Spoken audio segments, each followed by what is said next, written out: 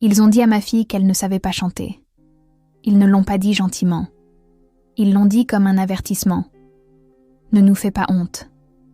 Elle se tenait sur cette scène, respirant à peine. Ses mains tremblaient.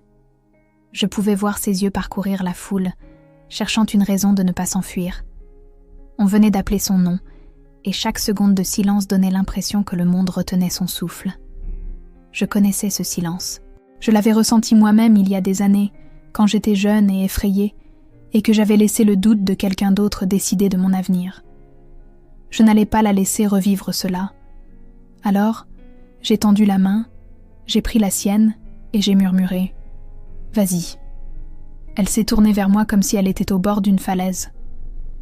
J'ai hoché la tête.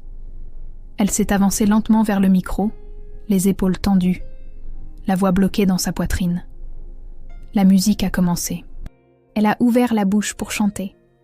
Et juste à ce moment-là, quelqu'un dans la foule s'est levé et a crié « Attendez, c'est ma chanson !» Tout a basculé dans la salle. Les têtes se sont tournées. Les juges se sont penchés en avant. Mon cœur s'est serré. Ce qui s'est passé ensuite, je ne l'oublierai jamais. Parce qu'à cet instant, ma fille a fait quelque chose que personne n'attendait. Pas même moi. Elle s'appelle Léora. Elle a 13 ans. C'est ma fille. Et c'est l'histoire du jour où elle a cessé d'écouter le monde pour commencer à s'écouter elle-même. Avant cette nuit, avant le projecteur, le silence et la foule, il n'y avait que nous deux, Léora et moi. Notre petit 2 pièces loué à Eastwood, une clôture blanche écaillée, une pelouse clairsemée et un clavier que j'avais trouvé dans une friperie pour $20. C'était notre monde. Je fais 2 boulots. La journée, je suis réceptionniste dans un cabinet dentaire. Le soir, je nettoie des bureaux en centre-ville. Ce n'est pas glamour, mais c'est stable. Léora sait à quel point nous devons travailler dur pour tout ce que nous avons. C'est probablement pourquoi elle ne demande jamais grand-chose. Elle a toujours été calme, pas timide comme certains enfants, mais introvertie. Ses pensées vivent profondément à l'intérieur. Elle lit des livres sur des gens avec de grands rêves et des obstacles impossibles à surmonter.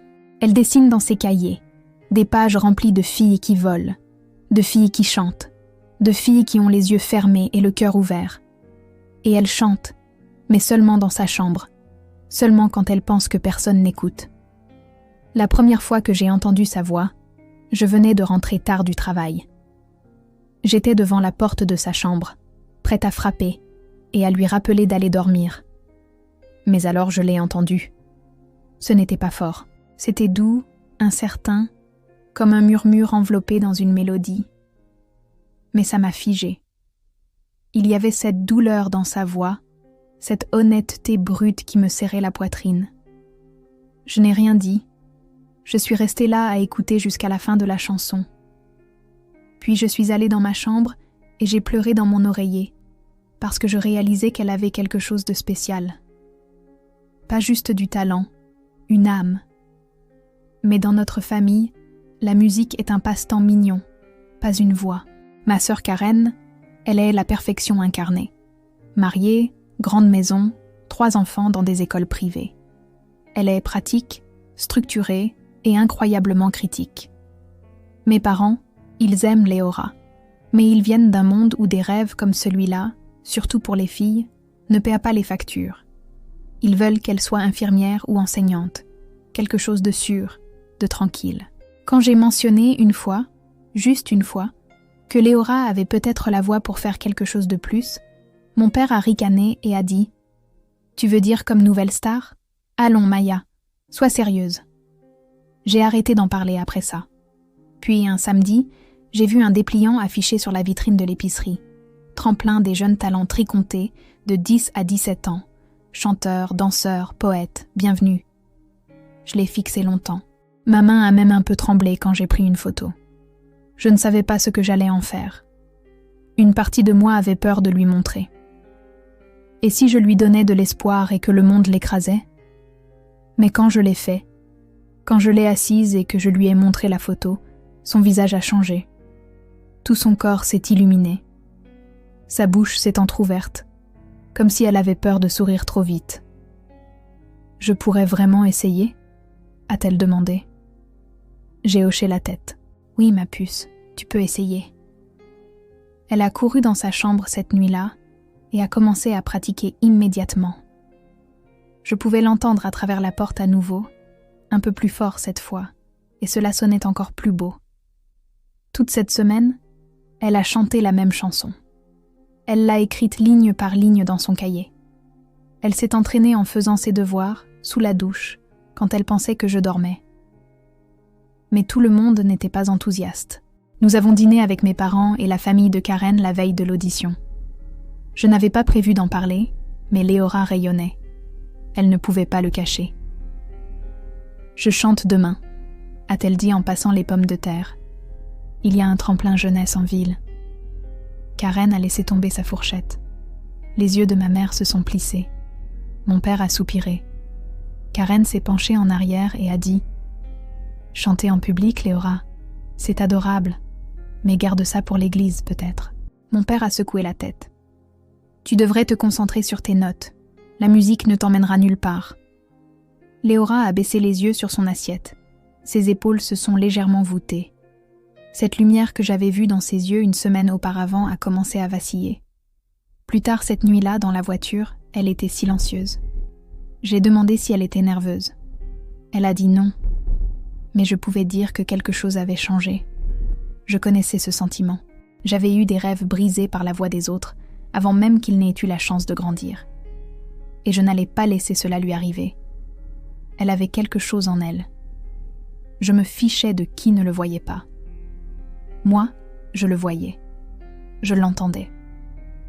Et cela devait suffire, car dans moins de 24 heures, elle allait monter sur cette scène et tout ce qu'elle pensait être, tout ce qu'elle pourrait être, allait être mis à l'épreuve. Le matin du tremplin, Léora était calme, pas le calme réfléchi habituel dans lequel elle vivait. Celui-là était lourd, renfermé. Elle a à peine touché à ses œufs.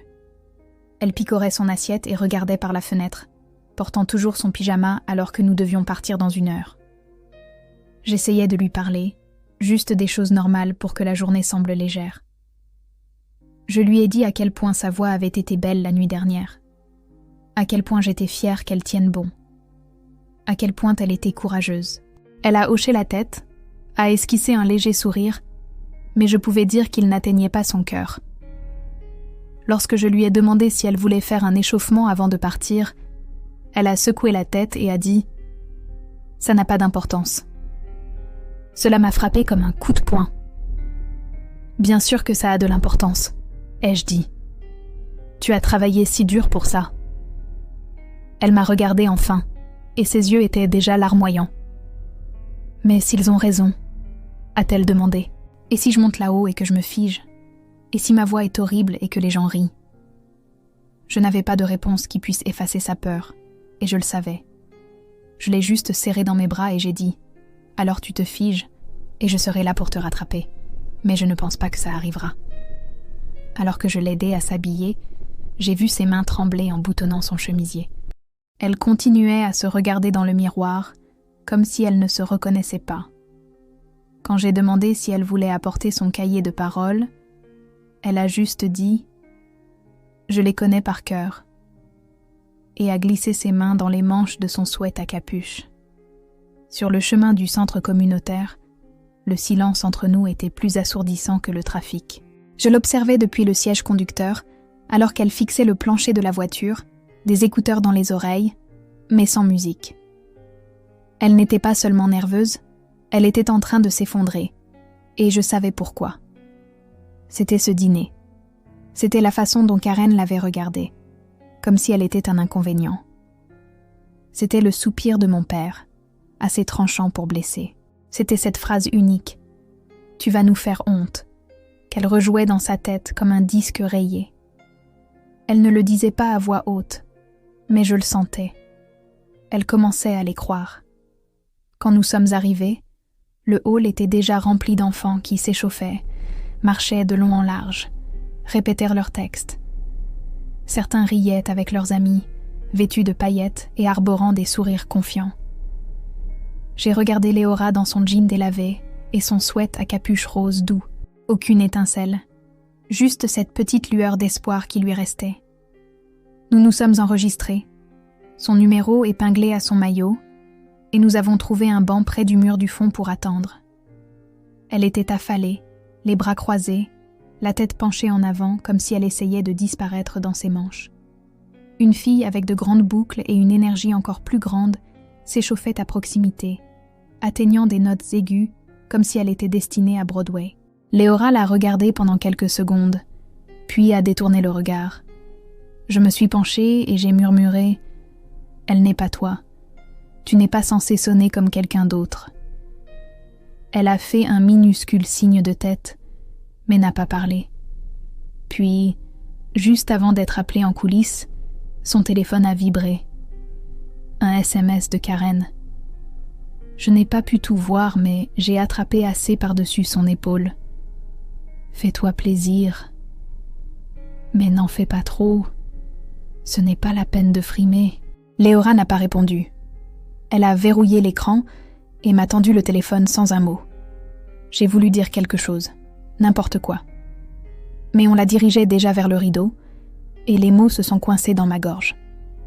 Je l'ai regardée marcher vers l'entrée de la scène comme quelqu'un envoyé au tribunal, le dos courbé, les mains dans les poches.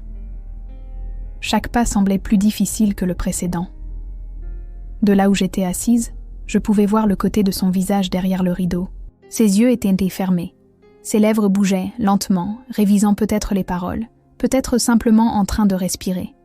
Je ne pouvais pas dire. L'annonceur a lu son nom. Léora Hart, 13 ans, chantant une ballade originale intitulée « Still Rising », toujours en train de s'élever.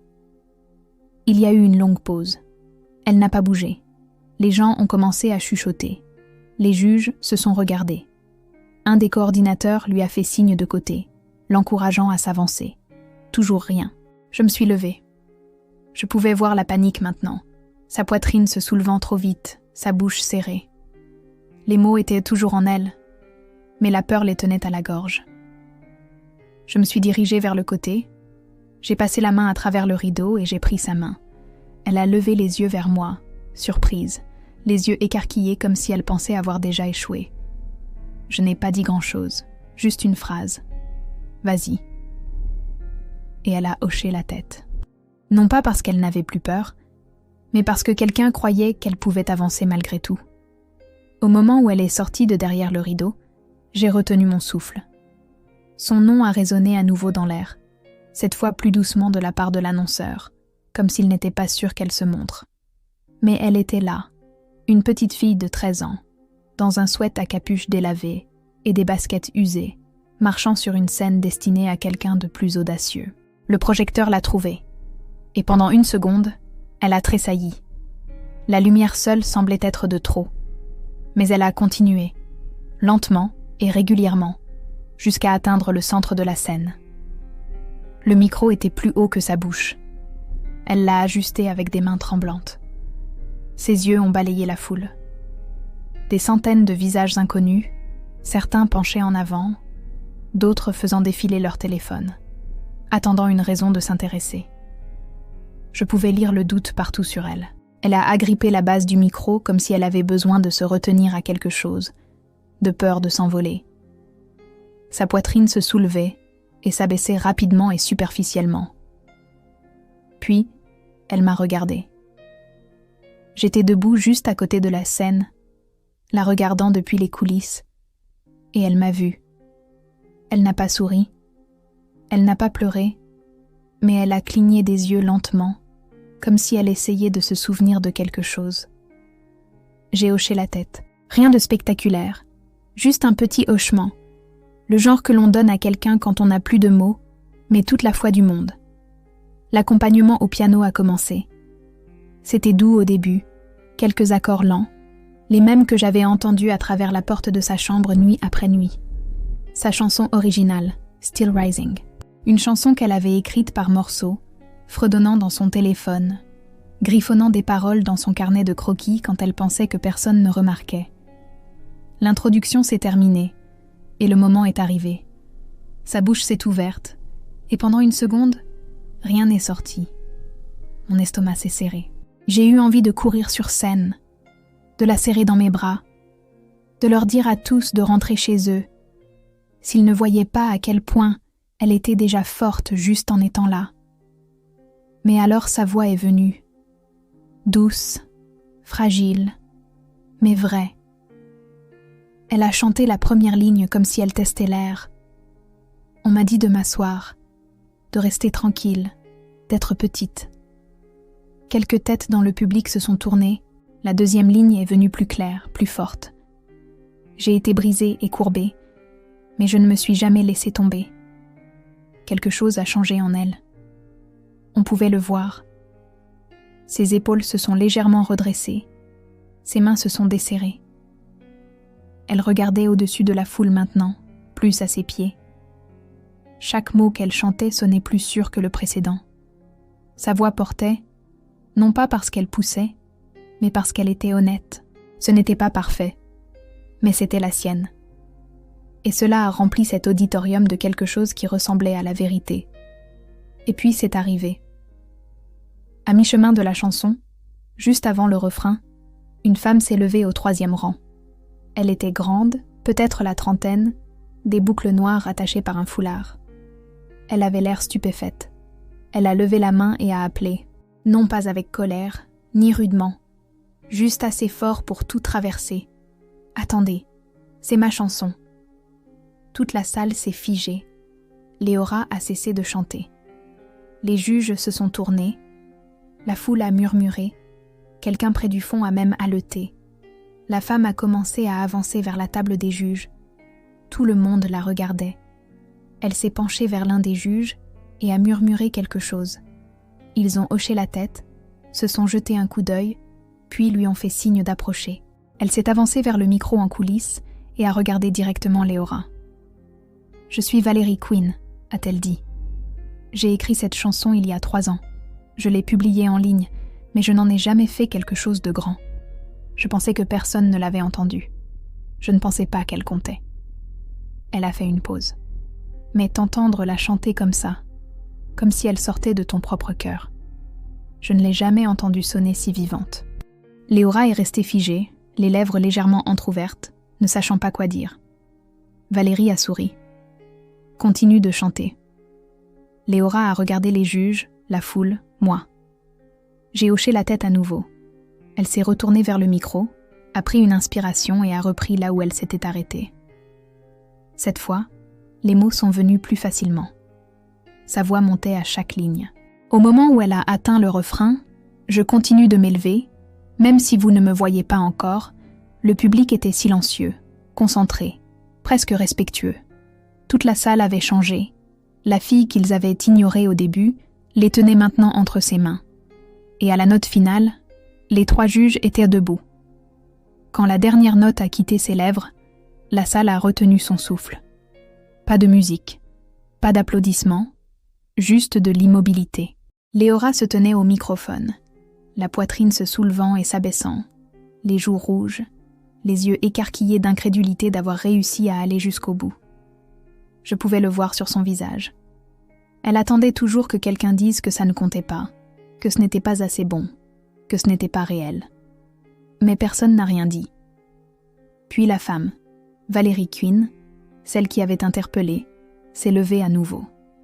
Elle s'est avancée de derrière la table, les larmes aux yeux. Elle a marché jusqu'au bord de la scène et a levé les yeux vers ma fille, comme si elle voyait quelque chose de sacré. C'était la version la plus honnête de ma chanson que j'ai jamais entendue, a-t-elle dit. C'est comme si tu l'avais prise de mes mains et que tu l'avais faite tienne. Elle s'est tournée vers les 2 autres juges qui hochèrent la tête, clairement émus. L'un d'eux, un homme aux cheveux argentés et de grosses lunettes, a murmuré quelque chose au coordinateur. Puis tous les 3 se sont levés ensemble. La foule a suivi. Ce n'étaient pas des applaudissements polis. Ce n'étaient pas des applaudissements forcés. C'était brut, éclatant, réel. Une ovation debout. Les gens acclamaient. Certains essuyaient des larmes. Les enfants au fond de la salle avaient les mains sur la bouche, comme s'ils venaient de voir quelque chose pour lequel ils n'avaient pas encore de mots. Léora s'est tournée vers moi. C'était un regard minuscule, mais je l'ai vu. Ses yeux scintillaient, non seulement de larmes, mais de quelque chose que je n'avais jamais vu en elle auparavant. La croyance. Elle a souri. Pas le genre de sourire qu'elle fait pour être polie ou pour éviter les questions. Celui-ci était pur, comme si quelque chose en elle avait finalement exhalé. Elle a reculé du micro, a fait une révérence rapide et a quitté la scène. Je l'ai rencontrée juste après le rideau. Elle n'a pas dit un mot. Elle n'en avait pas besoin. Elle m'a serré dans ses bras et m'a tenu si fort que je pouvais sentir son rythme cardiaque s'accélérer contre le mien. « J'ai réussi », a-t-elle murmuré. « Tu as réussi. » Même après qu'ils aient dit que je ne devais pas. Surtout après ça. Elle a reculé et m'a regardé avec le genre de clarté qui n'apparaît qu'après avoir traversé le feu. Je pensais que je n'étais pas assez forte. « Mais tu l'étais », ai-je dit. Elle a hoché la tête. Puis, presque timidement, « Tu crois qu'il le pensait vraiment ?» Les applaudissements. Je n'ai pas pu m'empêcher de rire. Non pas parce que c'était drôle, mais parce qu'elle ne réalisait toujours pas ce qui venait de se passer. Je crois qu'ils ont ressenti quelque chose qu'ils ne s'attendaient pas à ressentir. Tu leur as rappelé ce que la musique est censée faire. Nous nous sommes assises ensemble sur un banc en coulisses, sa tête reposant sur mon épaule, écoutant le gamin suivant jouer. Les applaudissements n'étaient pas les mêmes. La salle se remettait encore de son passage. Quelques minutes plus tard, Valérie est revenue nous trouver. Elle s'est penchée pour être à la hauteur des yeux de Léora et a dit « Je peux te dire quelque chose ?» Léora a hoché la tête. J'allais abandonner. Ce rôle de juge, la musique en général. Je n'ai pas écrit de chansons depuis presque 1 an. Plus rien ne valait la peine. Mais t'entendre ce soir, ça m'a rappelé pourquoi j'avais commencé. Tu as réveillé quelque chose en moi. Léora a cligné des yeux. Vraiment ? Vraiment.